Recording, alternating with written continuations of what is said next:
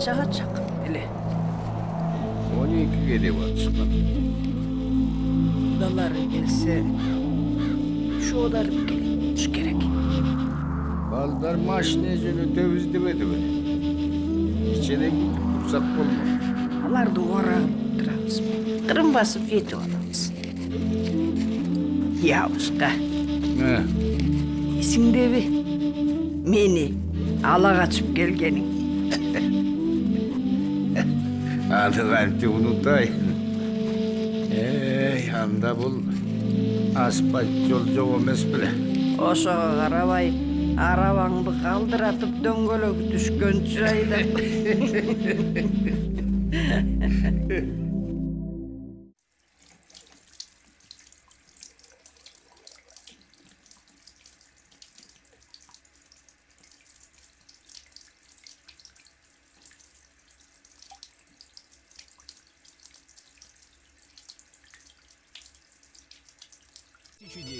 Две путевки на финал чемпионата мира по футболу. Алло, да. Кандайсың Аселек? Жакшы, Алия, сенчи өзүң кандай? Жакшы. Кечинде келесиңби? Билбейм, эмнеге? Нуртай экеге чыккан. Ошону белгилеп коелу дегенбиз. Албетте барам, кечирип койчу, унутуп калган турбаймынбы? Сөзсүзгө эле эч кимге деле айткан жокпуз. Эля сен келсең, Эрмек экөөбүз элебиз. Макул, Сүйлөштүк андай, кечинде күтөм. макул. Давай. Нуртайдын өмүрү узун болсун десеңер. Торттой таттуу болсун десеңер, калтырбай жегиле. Сонун торт экен. Асел, тост сүйлөп коебузбу? Эля сүйлөсүн, анан мен сүйлөйүн. Аяш сүйлөдүп атканда сүйлөй берсең, мен сен келгенче эле сүйлөп койгом. Асел, Асель, сүйлөп кой. Мейли анда.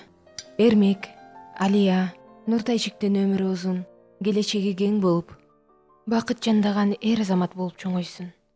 Ал эми силер Нуртайчиктин чайын ичип, жакшылыгын көргүлө. А Нуртай болсо ата энесин сыйлаган, акылдуу бала болуп чоңоюп, артынан далай кыздарды чуркаткан, зыңгыраган мырза жигит болуп чоңоюшун каалайм. рахмат. Эми атасын тартса ошондой эле болот го. Ооба сага. Асел, Оу, ушу мен адабиятчыдан аял алсам болмок экен деп калдым. Алиянын ушул убакка чейин эки сөздүн башын кошуп сүйлөгөнүн көрүлөм. Сен Алияң деле оңой эмес. Үйөдө. ооба да. Кана эмесе, Аселдин айткан тилектеринин баары кабыл болсун. Рахмат. Анда Келгиле ой эле. анда. Нуртай! Ура! Сен үчүн. Нуртай, кое тур. Асел, мектептеги балдарды окутуп жүрө бербей, мени жалгыз сыратпай, аяш топпойсуңбу? Мен деле ошону ойлонуп аткам. Ылайыктуусу жок болуп атпайбы? Жакшы эркектин баарын эле менчиктеп алышыптыр. Яады. Андан көрө сен досторуңа айтсаң боло, ушул кызды алгыла деп. Мектептен чыкпай, сени окуучулардан башка эч ким көрбөсө, анан кайдагы эркектер? Ошону айтам. Эркексиз деле жашоо барбы? Эркексиз кантип жашоо болсун? Элестетип көрсөңөр, жердин бетинде жалаң эле аялдар жүрсө. Анын эси бар экен. Окумуштуулар айтып жатпайбы?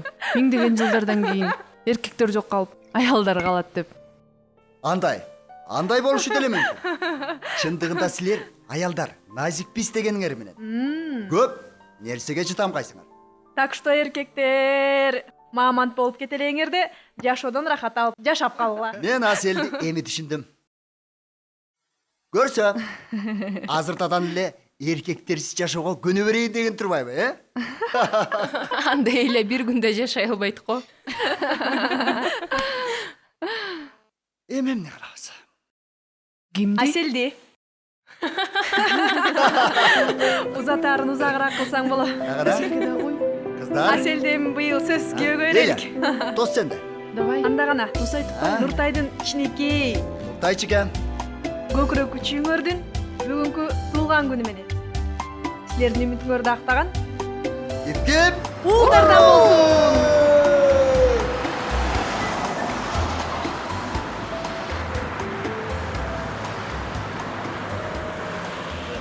Бул эми баарыңыздарга түшүнүктүү. Мугалимдердин айлыгы аз. Социалдык жактан дагы толук камсыз болгон эмес. Ошентсе дагы өлкөнүн тагдыры ушул билимдүү жаштардын колунда экенин сезип, Билим берүү министрлиги тарабынан атайын буйрук чыгарылып, айыл жергесине борбордук мектептерден мугалимдер жөнөтүлүп атат. Мына ушуну биз да колдоп, айыл жергесине арабыздан 1,5 жөнөтүшүбүз керек. Бул албетте жакшы нерсе экен. Бирок айыл эмес шаарда көптөгөн мугалимдер жетишпей атканда, анын үстүнө үй бүлөлөрдүн кимисин мажбурлайбыз? Эч кимисин мажбурлай албайбыз. кандайсың? Мына Аселге окшогон эле жумуштан жалгыз бой чыккандан кыздарды кийин жөнөтпөсөк. Шаарда жыр кабаган мугалимдер айылга барып иштейт дейсиңби? Же сен иштейсиңби? Жок, барбайм. Айылга эмне бармага? Ошо, көрдүңбү? Бойдок сенин баргың келбейт анан. Үй бүлөлөр барат деп такыр ишенбейт. Сен барбайсыңбы дегендей эле баары мени карашат. Анан сен эмне дедиң? Эчтеке деген жокмун. Иш иштеп жүрүп өзүбүздү такыр карабай калдык, Кел андан көрөк. Кечинде кандай пландар? Эртеңки сабакка даярданам. Күндөлөп жүргөн сабагыңда жүрбөйсүңбү? Кечинде бир жакка барып, эс алып келебиз. Каяка? Билесиңби? Мен сага айтпадым беле? Жигитим Москвадан досу менен келет деп. Анан алар кечки тамакка чакырышкан. Мен жалгыз отурмак белем. Жүрө көз барып келет. Тааныбаган адамдар менен кантип отурам? Апей, мен деле тааныбайм. Ошол жерден таанышабыз. Жок, барбайм. Дайым эле ошондойсуң сен. Жүрө бер анда жалгыз. Эрге тийиш үчүн эле ресторанга барыш керекпи? Ооба. Ресторанга барыш керек, клубка барыш керек.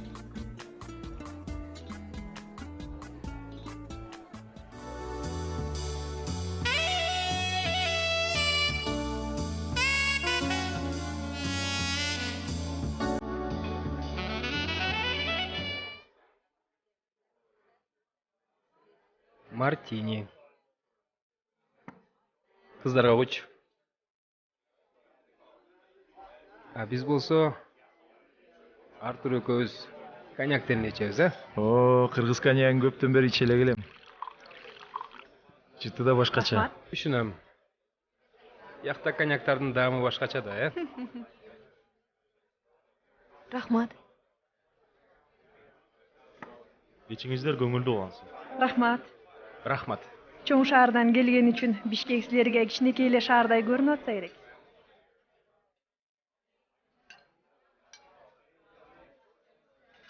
Мен Москвада жашап иштегеним эле болбосо, жүрөгүм Кыргызстанда. Мындай сезим жеке эле менде эмес, сыртта жүргөн көп эле улан кыздардын ою ушундай деп ойлойм. Сиз аябай патриот турбайсызбы?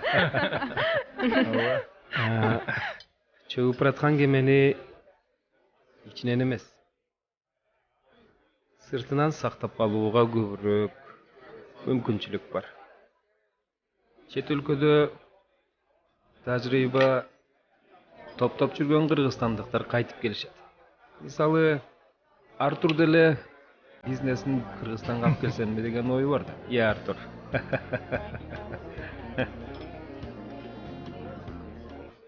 Мугалимдер арасында сиздей сулуу кыздар иштейт деп ойлоп турмун.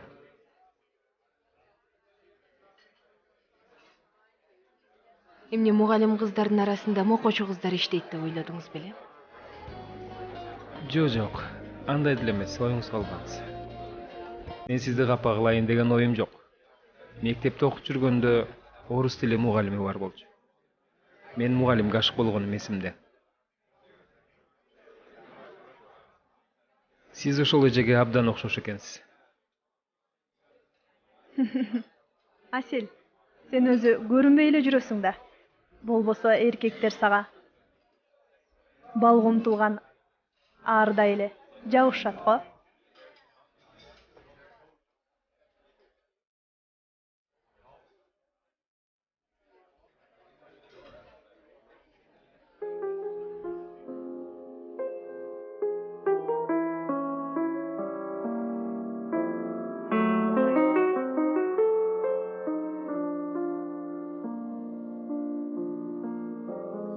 Как много лет во мне любовь спала, мне это слово ни о чем не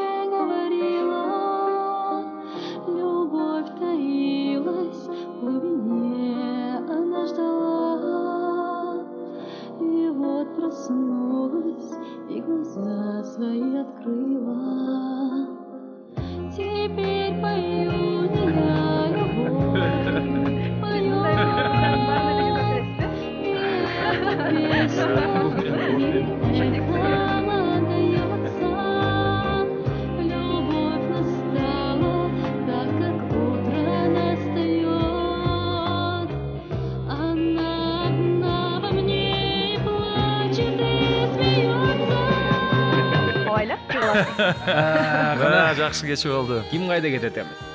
Аселди сизге тапшырдым. Азиз, Кылбай, досум, узатпаңыз, кызы болуп калдык. Машина айдап ойло кой. Макул анда. Болуптур. Асел, Таксиле кармап сиз кетебиз. менен таанышканыма абдан кубанычтамын. Мен да. Артур, экөөбүз эртең чалышабыз, Ойла. Элени жеткизип койсоң, эле жакшы Айланды болду. мен өзүм эле жеткирип Азиз, чалышабыз. Мейли анда.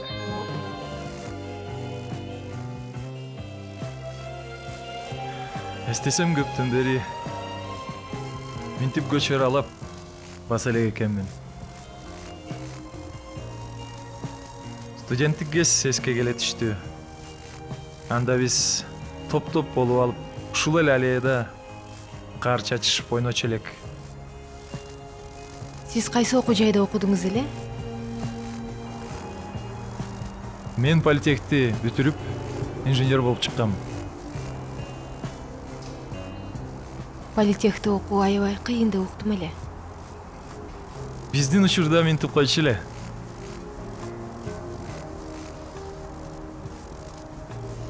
Медики в больнице, экономфак в кабаке, а политех на чердак и чертить деп койчу.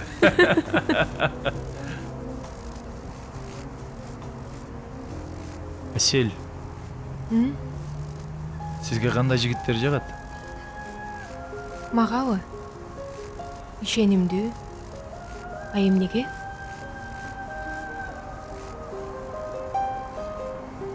Сураганым, сиздей сулуу кыздын жигити жок, жалгыз жүргөнүнө ишениш кыйын экен. Өзүңүз эле жигиттерди теңизге албайсыз го дейм. Мүмкүн.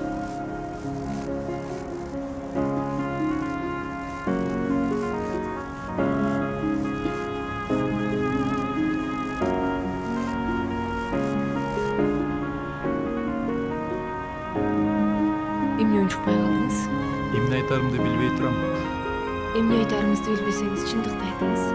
石宇杰，你看 Анда дагы 那 бир 是 жол 谁？ жолугат билбейсизби? 他是库鲁曼坚达特嘎，那边有人过来了，我们去问问。走。Извините. Извините. Да-да. Здравствуйте. Здравствуйте. 怎么说？The hostel restaurant. The hostel restaurant. 你们是中国人吗哦，是。哦，The hostel restaurant 怎么走？ ？Host？ Host evi? Host？ 对。不远，先直走，然后右走。谢谢你的帮助，我送你一朵花吧，请选一枝花。哦，谢谢。 Gül тандабайсызбы? Мен тандаймбы?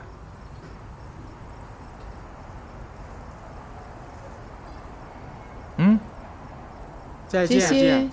再见。 见。 Сиз Кытай тилин билет турбайсызбы? 从这里走 Ооба, 吗？ кичинекей. Дагы кандай тилде сүйлөйсүз?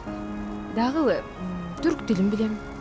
Сиз мындай мүмкүнчүлүгүңүз менен жөн эле мектепте жүргөн турбайсызбы? Эмне деген турасыз? Башка жумуш жөнүндө ойлонуп көргөн жоксузбу?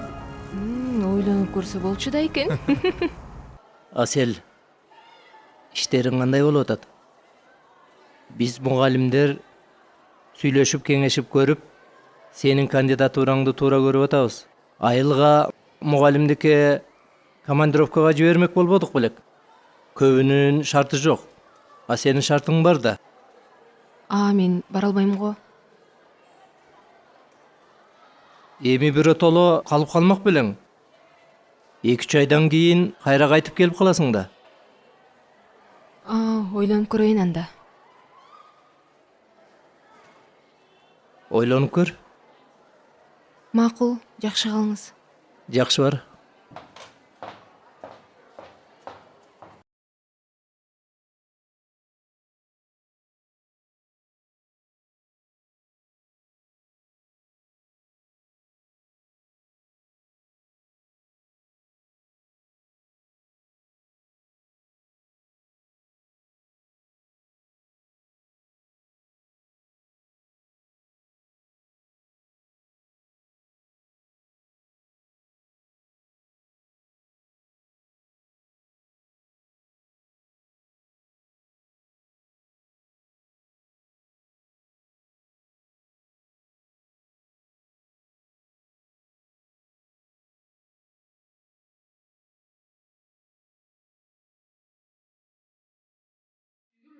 жаш жандырып жан болуп, жашыңды алдап, жаш кайыңдай мас болуп, жанар толтура жалын чачкан отуна, чыккым келет жанып чыккан таш болуп, сүйгүм келет күлмөндүрүп жанып, сүйгүм келет күлмөй жалынып, өз күчүңдү, Сүйгүм келет, жаш жандырып жан болуп, жашымды алдап жаш кайыңдай мас болуп, жанар тоодой жалын чачкан отунан, чыккым келет жанып чыккан таш болуп. Көккөк асман жерге түшсө жарылып, кыян жүрсө жердин үстү тартылып, ал кыяндан өтөр элем кыйналбай. Бир көз караш кубатыңды жаман. Бир көз караш кубатыңды жаман. Мунун чыкканына азыр 4 жылдай болуп калды. Саламатсызбы? Саламатсыз. Кириңиз, бир аз күтө тура аласызбы? Бат эле бошойт. Бул кызыбыз. Рахмат, мен эртең келсем болобу? Албетте болот. Кириңиз, кирип туруңуз. Макул, жакшы туруңуз.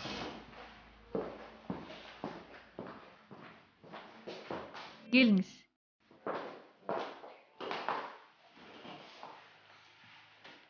Айта бериңиз, угуп атам. Анкета калтырсамбы дедим эле. Таанышкабы? Ооба. Жакшы. Мына муну толтурасыз. Сиз чет элдикинеби же өзүбүздүкүнөбү? Кыргыздарга эле. Жакшы.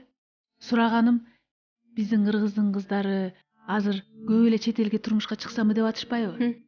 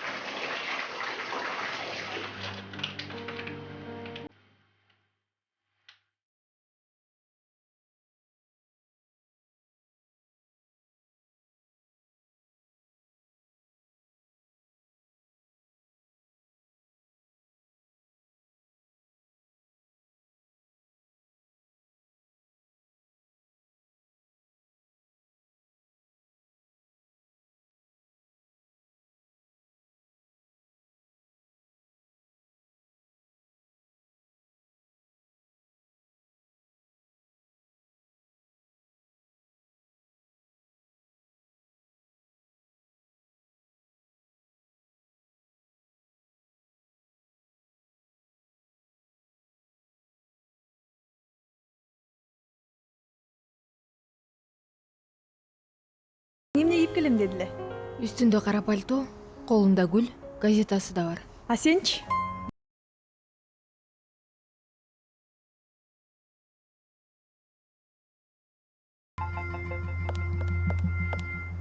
Турат дегениң бар? Уялып атам, барбай эле. Уялсаң эмне чакырдың? Бар? Жүр кеттикчи. Чоң эле кишини чакырып алып камп кетесиң? Бар? Жок, жок. Токточу. Сен ушинтип кийип келем дедиң беле? Чеч. Так.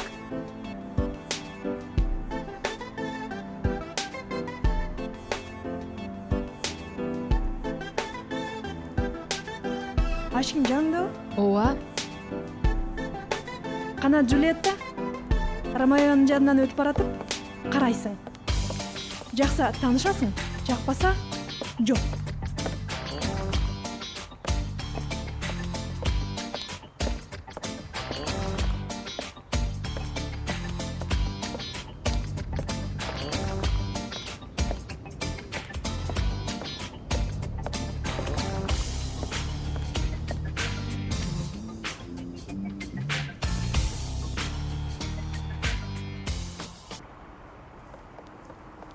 Не, жаккан жокпу?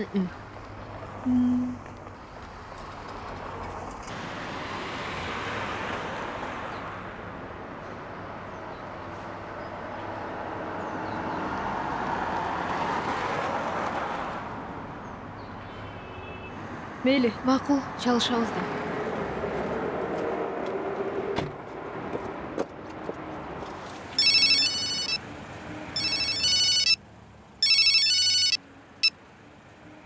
Алло. О, кандайсыз? Тааныдым. Жакшы. Сизди чалат деп ойлогон эмесмин.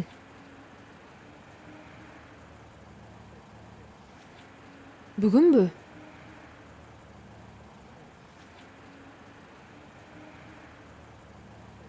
Макул. Бирок 1-2 сааттан кийин бошойм. Ладно, пока.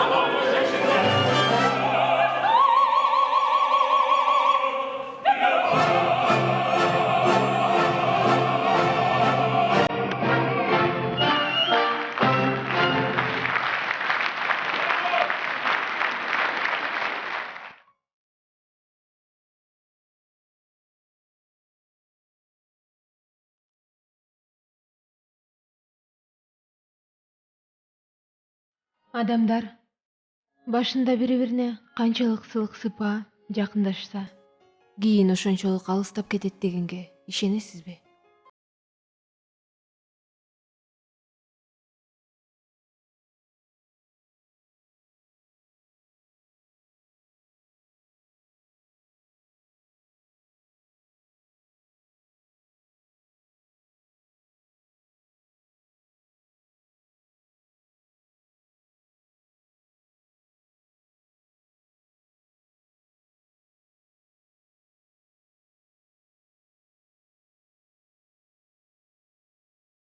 Калдыңызбы? Бул жерде бизнес ачайын деген оюмду ишке ашырайын деп чечтим.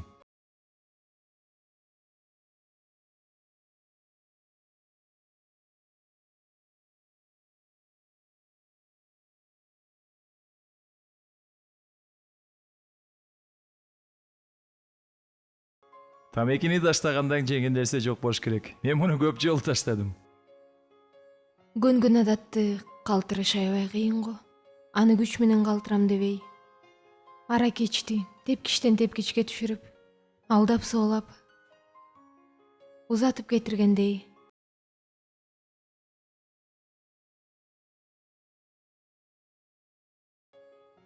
Кудай эң биринчи эркекти жаратып, андан кийин аялды жаратып, анан байкуш эркекти аяганынан Тамекини жараткан болуш керек. Адатта бир аялдан көңүлү калган үчүн аял затынын баарын ашата сөккөн эркектер болчу эле. А сиздин көңүлүңүздү ким калтырды болду экен? Аял жөнүндө эркек канча жаман ойлобосун, аял эркек жөнүндө андан бетер жаман ойлорун билем. Ошондуктан бул сөздү ушу жерден бүтүрөлү. А сиз өзүңүз баштабадыңызбы? Мен сиздин адабиятчы экениңизди унутуп калган турбаймынбы?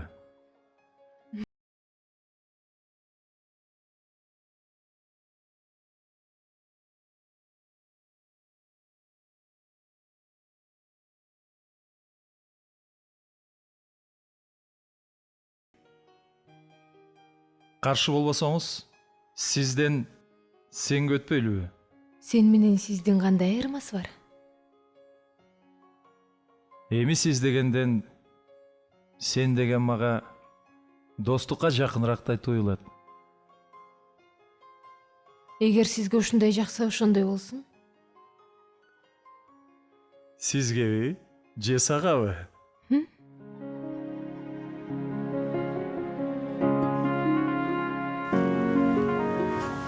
Жагымдуу кеч тартуулагандыгыңыз үчүн чоң рахмат. Сизге жактыбы? Ооба, билесизби, кыштын сулугун бүгүн байкадым. Чын элеби? Шаарыбыз кечкисин абдан кооздурбайбы?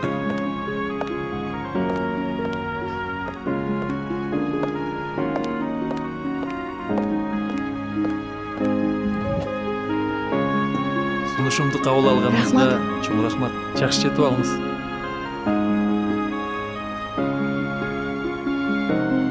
Görüşкөнчө.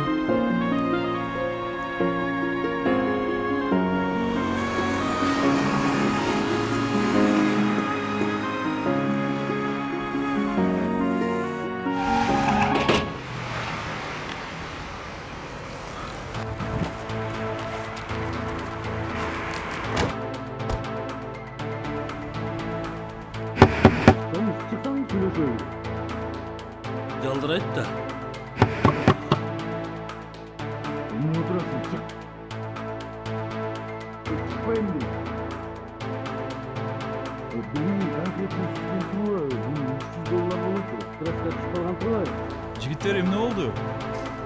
Эмне болмок эле? Сүзүп алды тиги чоңуз.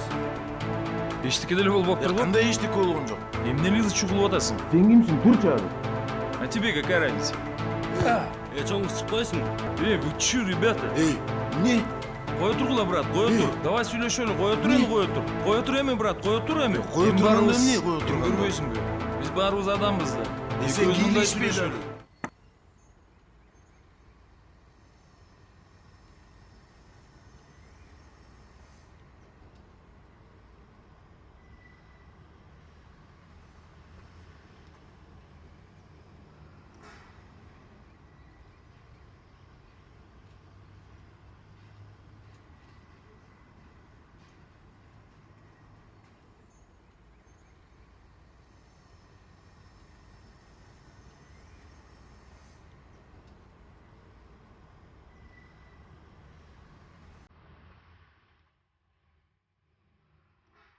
Мени кечирип кой. Эчтеке эмес. Турмушта боло берет. Көйнөгүң чечип бер, жууп берейин. Тим эле кой. Алмаштырып алам. Чай коеюн, чай ичип кет анда. Кофең барбы? Бар.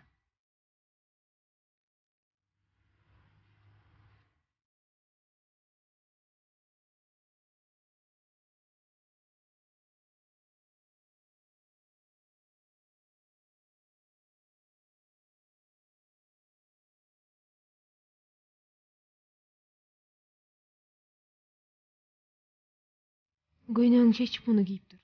Азыр чай кайнаганча көйнөгүң жууп берейин, э?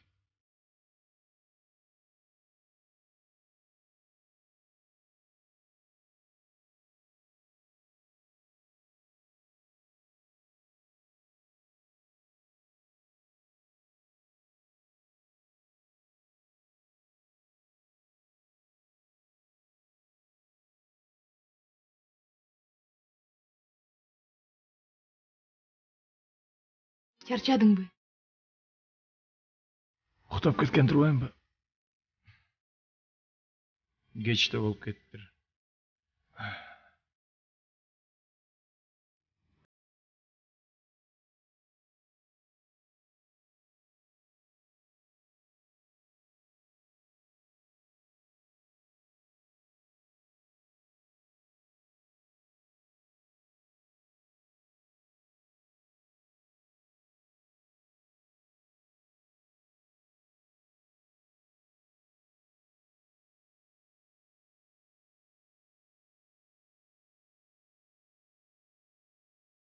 Бишкек абдан өзгөрүп атыптыр. Тиги имараттар жок эмес беле? Тиги да жаңы курулуптур. Биз студент кезде эсиңдеби? Үйлөрдүн баары окшош болчу. Азыр баары башка. Ошондуктан досум жаңы имараттарды куруш керек. Бул шаарыбызга да көрүп берет. Ага чейин экөөбүз бир жерден барып тамактанып албайлыбы? Мейли жүр.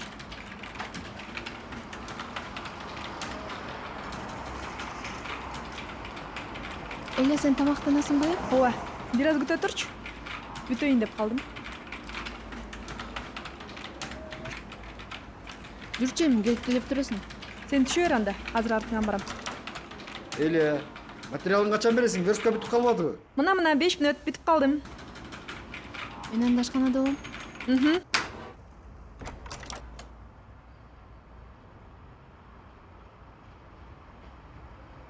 Алло? Аселек? Не oldu? Тура эле кылсың. Стажировкадан өтө берди. Турецкий компания экен. Түркчө билесиң деби. Каяка? Макул, бошогондо чалам, Эмне планың бар?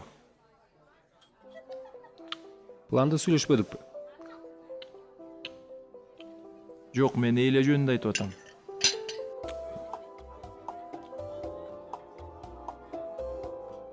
Билбейм.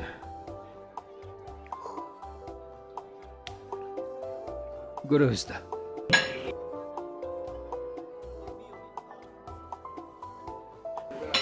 Көрөбүз дегениң кандай? Көрөбүз дегеним азырынча үйлөнүү планда жок. Эле эмне дейт?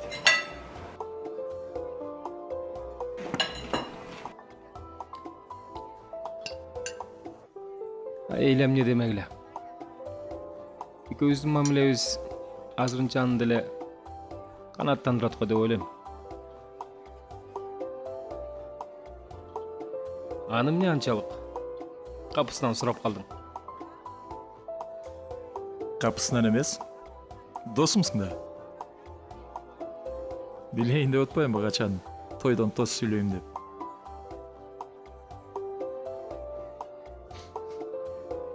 Ушу сен эле жетишпей аттың эле. Ансыз деле үйдөгүлөр улак менин баарын жеп бүтүштү. Качан үйлөнөсүң деп. Менин өзүмдүн пландарым бар.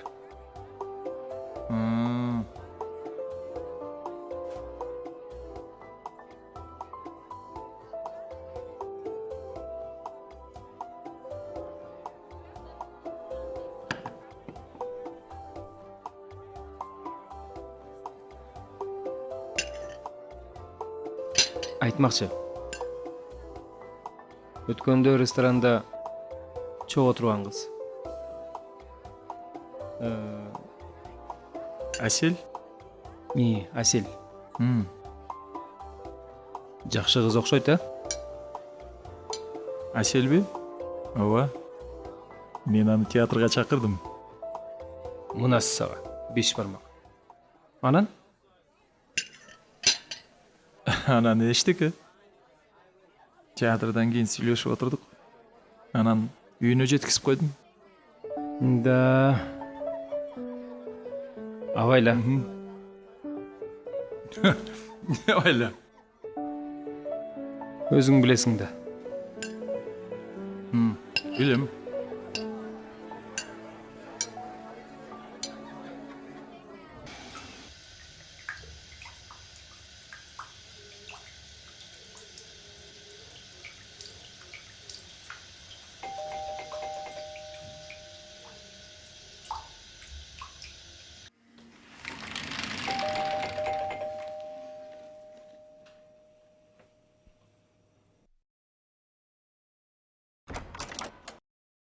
Саламатсызбы? Саламатчылык. Муну сизге Москвадан берип жиберишти. Москвадан? Ким?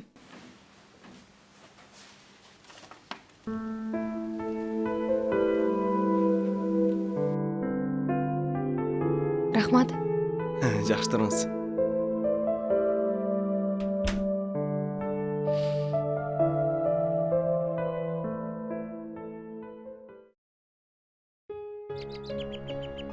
Абасын тазалыгын карачы. Тоолорду кыргызсыз, кыргызды тоолорсуз элестетүүгө болбойт. Эгер кыргызды билгиң келсе, тоого чык деп айтмакмын. Туура. Өзүң жөнүндө эмне деп айтат элең? Да, чын эле өзүм жөнүндө сага эчтеке айта элекмин да. Фрунзеде окуп жүрүп, жарымын Москвада уланттым. Кийин ошол жакта иштеп калдым. Атам илимий кызматкер. Апам мектепте мугалим болчу. Экөөнүн көз өткөнүнө көп жыл болду. Байкуш атам апам да бир-бирге жакын кишилер болчу. Эгер мен да азыр кайра кесип тандаганга мүмкүнчүлүк болсо, чыгармачыл адам болмокмун. Койчу. Ооба, эмне ишенбейсиңби? Элестете албайтам.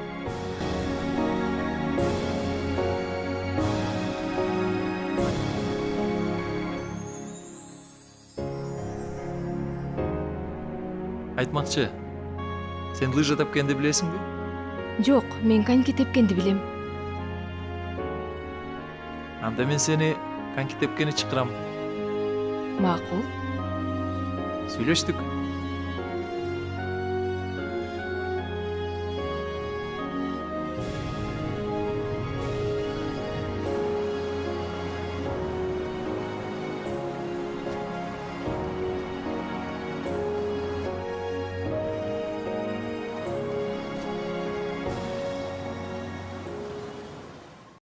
Койчу.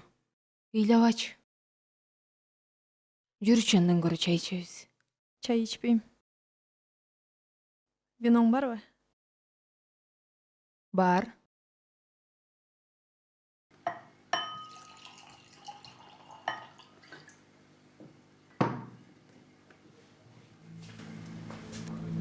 Негизи эркектерди түшүнбөйсүң. Алар үчүн сүйүү көңүл ачкандай эле көрүнөт окшойт.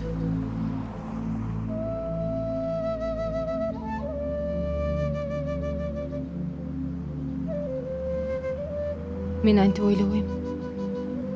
Болбосо айымдарга арналган миллиондогон ашык арзуу ырлары жазылмак беле. Жаза беришет да. Алардын оюнда бир эле нерсе. Жеттиби? Бүттү. Жеткенге чейин өлөм, жеткенден кийин көрөм деп калышат. Азыр Азиз кайда? Үйдө болчу.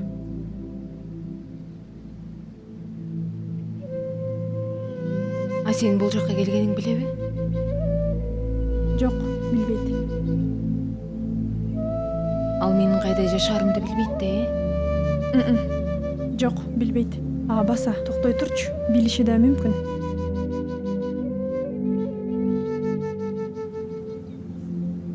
Койчу аны. Мен сенден Артур жөнүндө сурай албай жүрөм.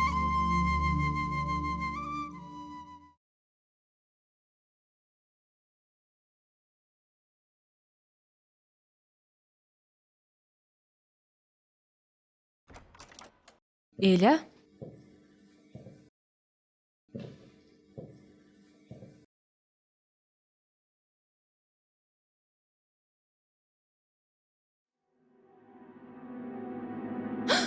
Азиз?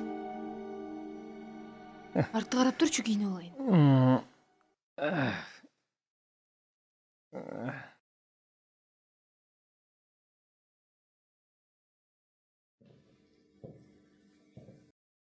Азиз, кантип кирдиң?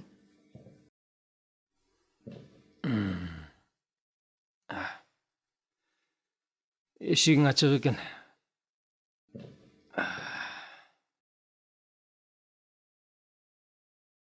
Эля кайда? Жумушунан туруп кетсе керек да. Эмне экөөңөр бири-бириңерди кубалашып? Билбейм. Экөөбүз бири-бирибизден тажап калсак керек. Бат элеби?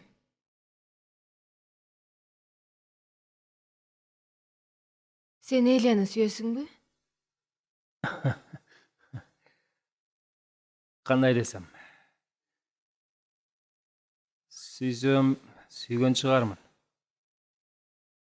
Бирок алам деген эмесмин. Кандай? Не дейсиң?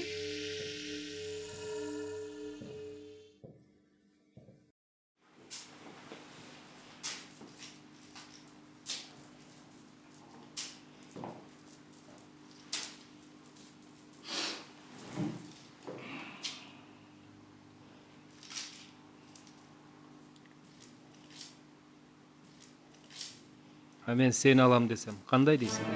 Азиз, сен мас турбайсың.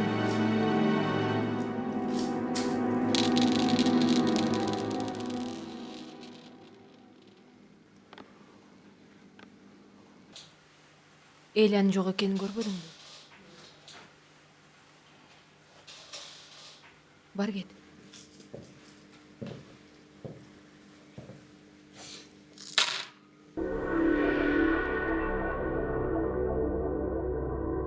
Сен менин суроомо жооп берген жоксуң. Кое бер колуңду. Бар кетчи.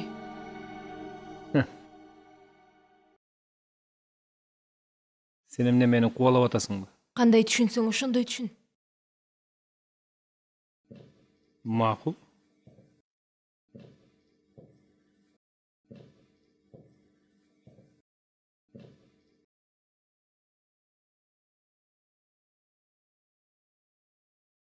Артур сага өз жөнүндө айтты беле? Ооба. Да.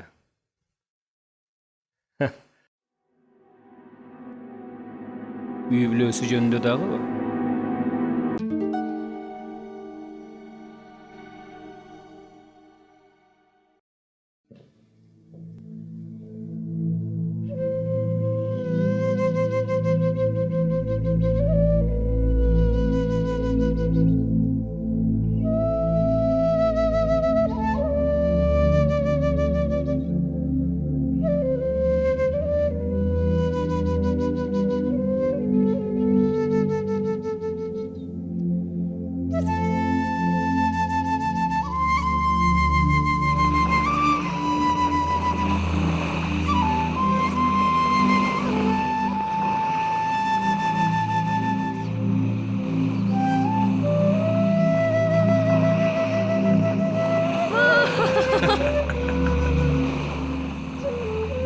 Жактыбы?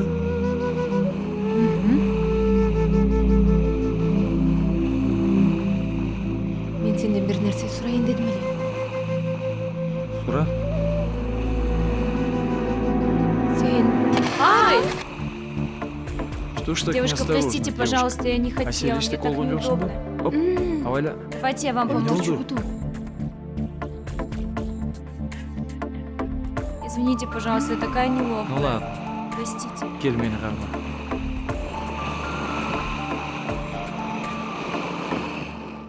Я приняла это за знак свыше. С тех пор я знала, что мое предназначение — танцевать.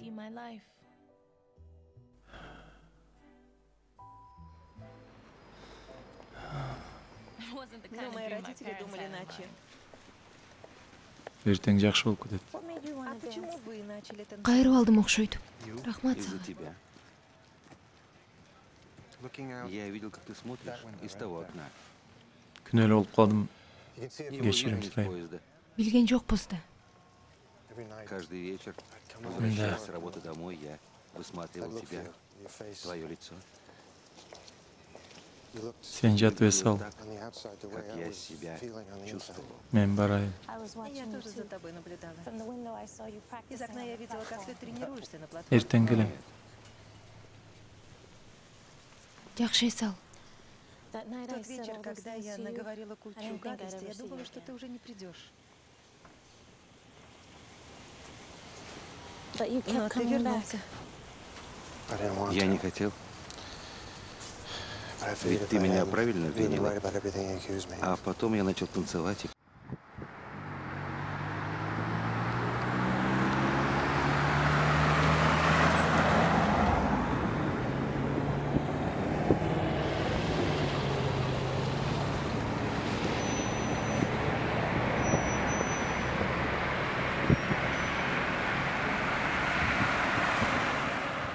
Я все напутаю. Я знаю, просто я...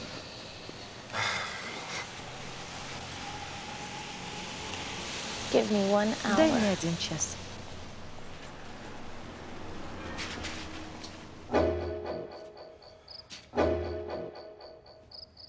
Не включай. Не включай.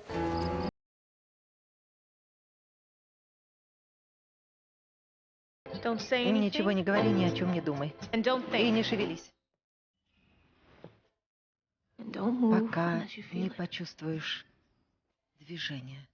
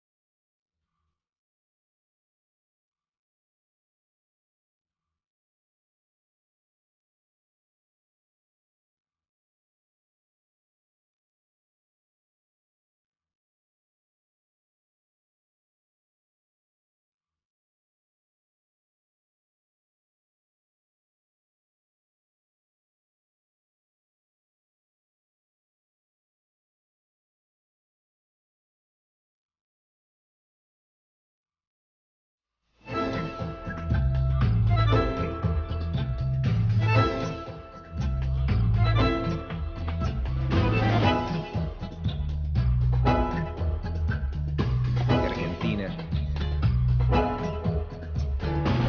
Buenos Aires. Bak tanıtasın mı? Da tanıdım.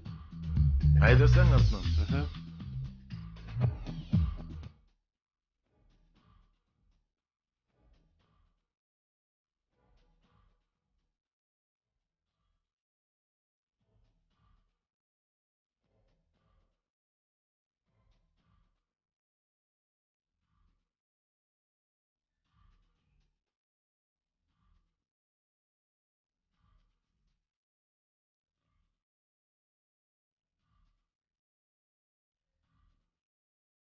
Точно ошол. Ошол. Эмне кылалы? Артынан баралыбы?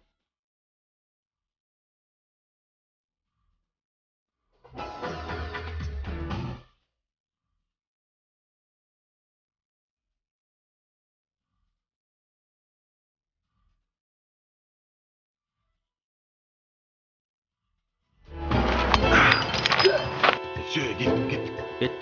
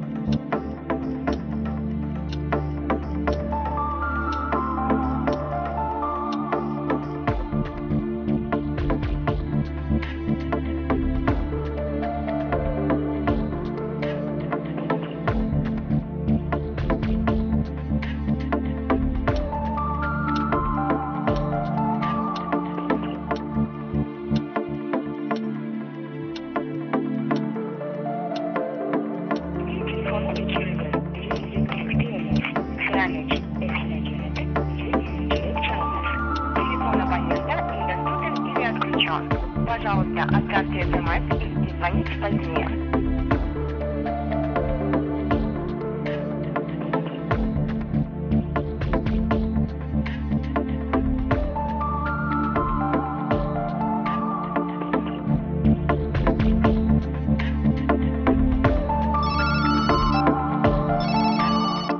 Алло, Алло, Асель, Эля?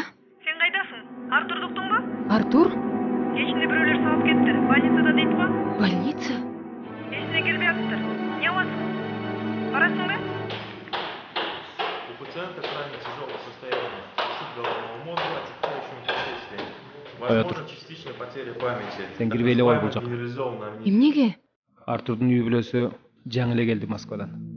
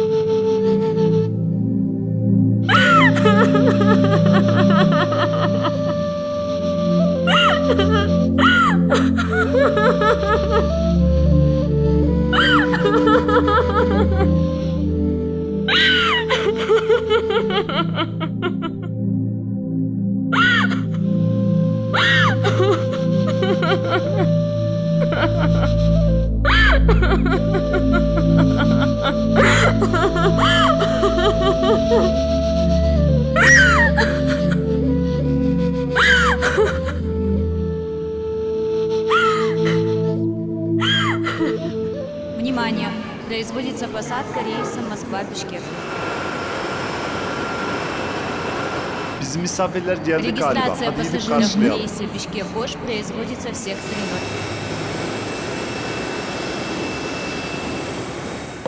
Внимание! Производится посадка рейса Дубай-Бишкек. Алло? Внимание! Производится Мен регистрация сөйлешіп рейса алайыншы. Бишкек-Очи в секторе номер 1. Алло? Да, Эля? Мен бе?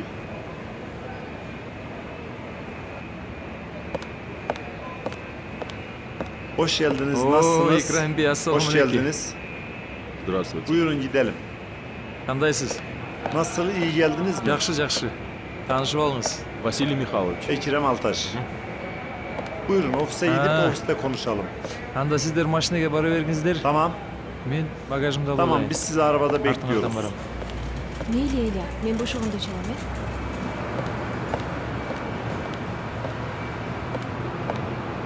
Добрый вечер. Bizim kızımız. Asel Василий tanışınız. Михайлович. Асель? Очень приятно. Buyurunuz.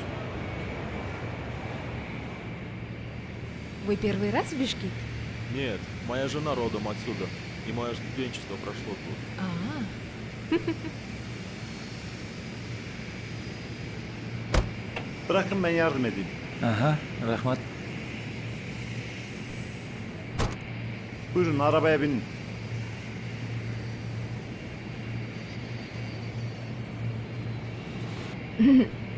Саламатсыз ба? Саламатсыз ба?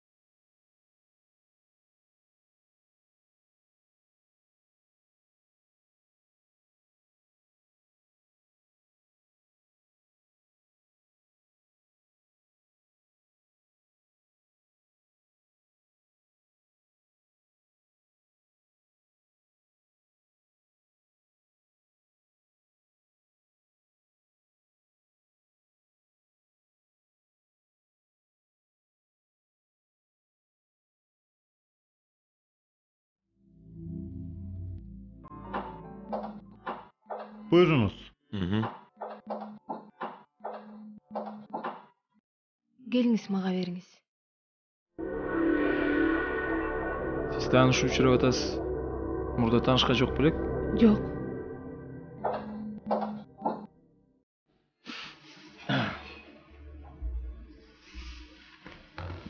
Nasıl geldiniz? İşleriniz nasıl? Жақсы, İkram Bey. Өзіңіз қандайсыз? İyi, her şey iyi. Allah'a şükür. Hepsi güzel. Artur Bey, Да? çay kahve ne içersiniz? Кофе. Маға чай. 2 çay bir kahve verir misin Asel? Tamam. Qanday densoluz, жақсы o. Дұрыс. Өзіңіз қантып атасыз? Жақсы. Qanday geldiniz? Эми, İkram Bey, Buyurun. биз ушул сиздин сунушуңузду кабыл алып, Москвалык партнер менен кеңешип, ойлонуп, анан ушул иштин майда чүйдөсүн сүйлөшөлү деп келдик. Evet Artur Bey. Güzel olur diye düşünüyorum.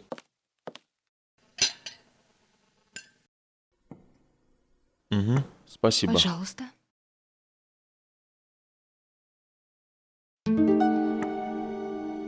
Artur Bey, siz bizim kızımızla tanışıyor musunuz? Жоқ. Tanışınız. Асель. Артур. Tamam, siz işinize bakabilirsiniz. Tamam. Sizler yoruldunuz. Bugün gidip dinlenin. İşi yarın konuşalım. Buyurun çay içiniz.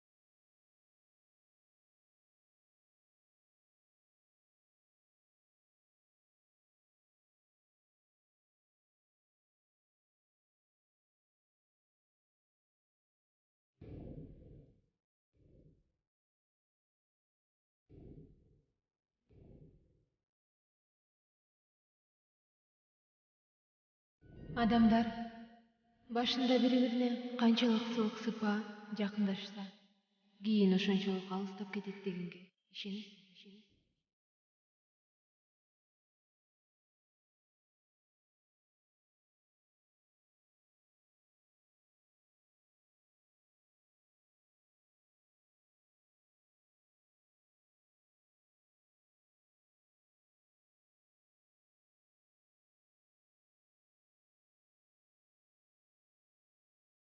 Саламатсызбы? Саламатсызбы? Атыңыз ким? Асел.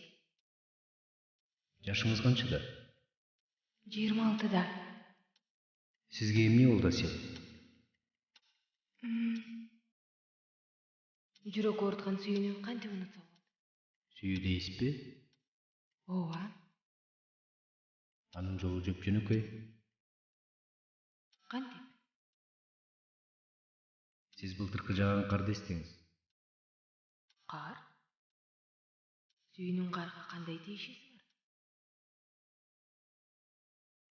Жаз келсе кар эрип жок болгондой, сүйүү да эрип жок болот.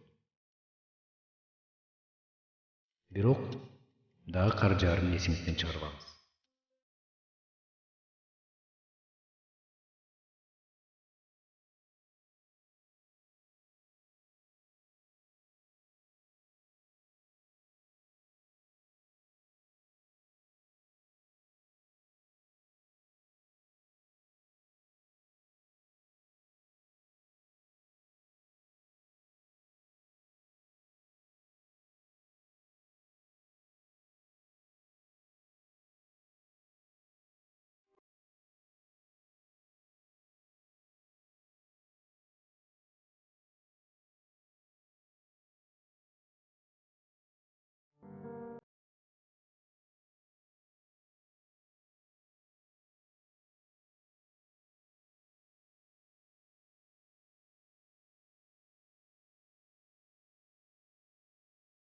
Жүрөк ооруткан сүйүүнү кантип унутсам болот?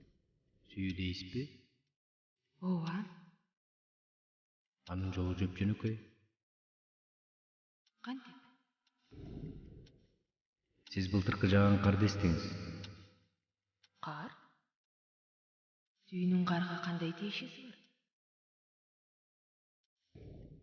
Жаз келсе кар эрип жок болгондой, сүйүү да эрип жок болот. Бирок дагы кар жаарын эсиңизден чыгарбаңыз.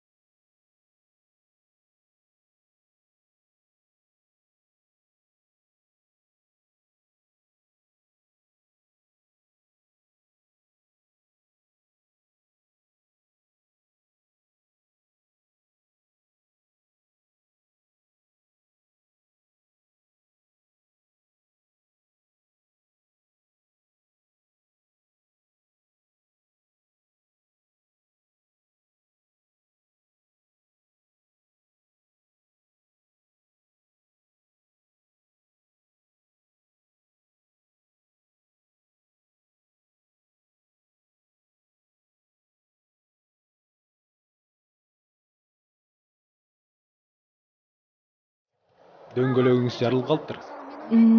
Жардам берейинби? Мейли. Запаскаңыз барбы? Бар, азыр. Келиң санда алмаштыра коелу. Бар болсо, мен ойлойм, кандай Асел, сиз сыяктуу сүйүүсүн күтүп жүргөндөргө эмне дейт элеңиз? Сиздин келип калганыңыз жакшы болбодубу? Эмне кыларымды билбей жаттым эле. Азыр бат эле алмаштыра коебуз.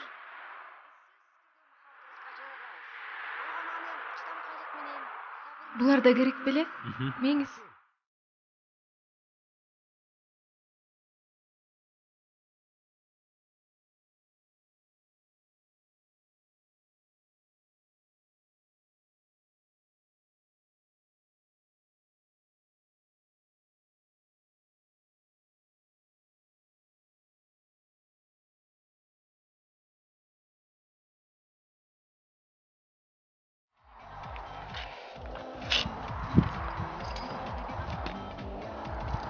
моол жарган турбайбы дөңгөлөктү?